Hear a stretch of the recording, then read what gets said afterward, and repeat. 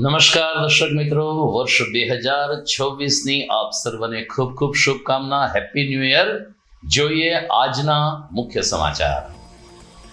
વર્ષ 2026ના પ્રારંભે અમદાવાદ ખાતે દર્શનીય ફ્લાવર શોનું ઉદ્ઘાટન કરતા મુખ્યમંત્રી.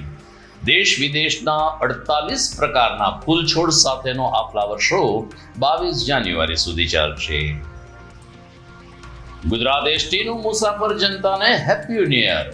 મદ્રાસથી ભાડામાં કર્યો 3% વધારો. એસટીની રોજની આવક 17 થી 18 લાખ વધશે. આજથી રાજ્યભરમાં માર્ગ સલામતી સુરક્ષા સપ્તાહની શરૂઆત.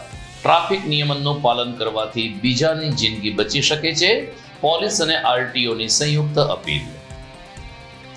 અને 31મી ઉજવણી દરમિયાન પોલીસે 70 થી વધુ લોકોને નશો કરેલી હાલતમાં ઝડપ્યા. સંવેદનશીલ વિસ્તાર અને સાસણ સહિતના પંથકમાં ડ્રોનની મદદથી કર્યું સર્ચ ઓપરેશન.